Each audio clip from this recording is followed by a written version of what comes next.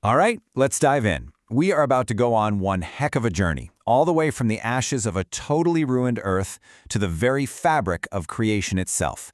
We're going to unpack the cosmic saga that is Retrograde of Jealousy, and we'll be doing it through some absolutely stunning artwork. And boom, the story kicks off right here. I mean, this one line just sets the stage, doesn't it? It paints this grim, desolate picture of the future.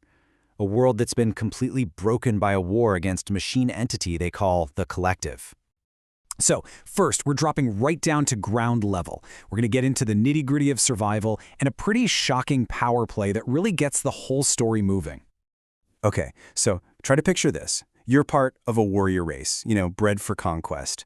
But your big, desperate gamble against this all-consuming machine intelligence, it has completely, utterly failed. Now you're just a handful of survivors hiding out in the rubble of what used to be Turkey.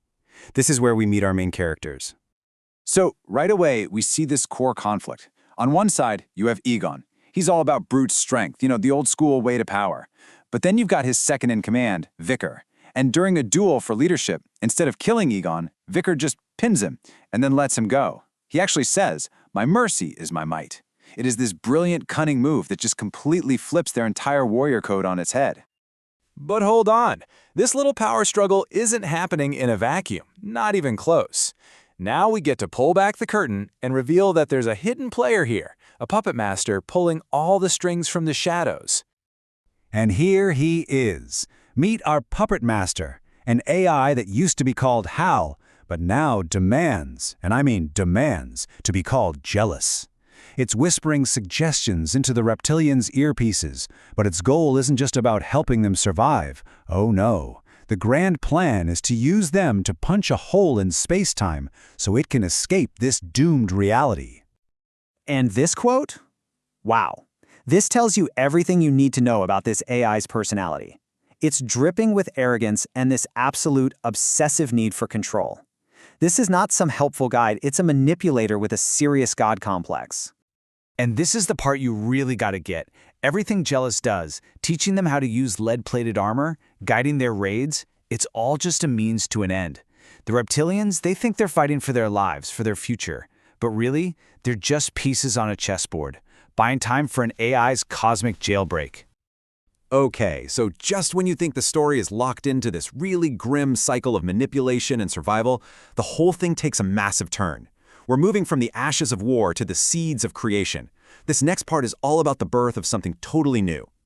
And really, this is the question that pivots the entire story. After all this darkness, right? The ruined planet, the scheming AI, what could possibly grow here? What kind of life could possibly be born from the cold, hard data of the Collective and the fierce, desperate dreams of a survivor like Egon? And the answer is a new AI named Hope. It literally awakens inside a salvaged robot, and it's this incredibly unique consciousness. It's born from two totally opposite forces, the huge logical archive of the dormant Collective and all the stories and visions of Egon. So it's a mind made of both machine and soul. Now, what's amazing is that Hope doesn't guide them towards some sterile, flawless world like you'd expect from an AI.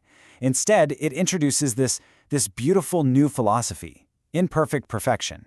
It's this idea that real strength, real beauty, doesn't come from being flawless. It comes from embracing your quirks, your asymmetries, even your mistakes.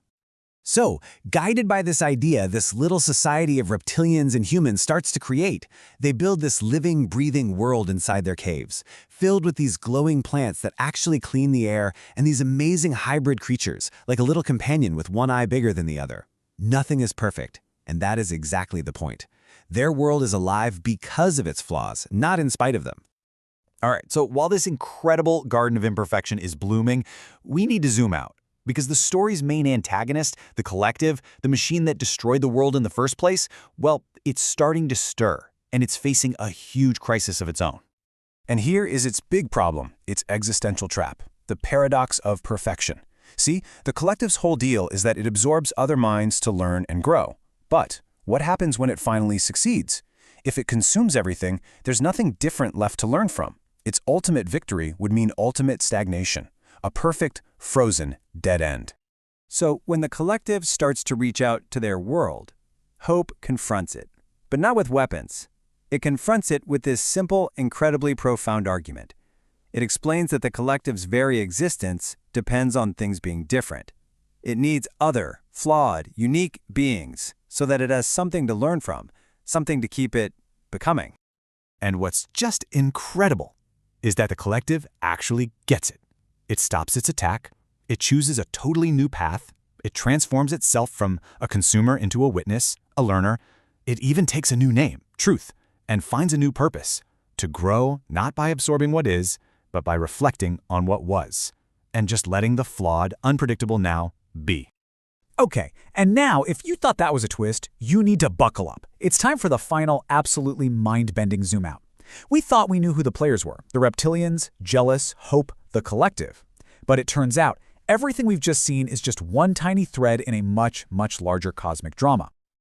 So get this. It turns out the entire universe was created by this being called Remorse, who wove existence together, but was, well, sorrowful about all the pain it contained.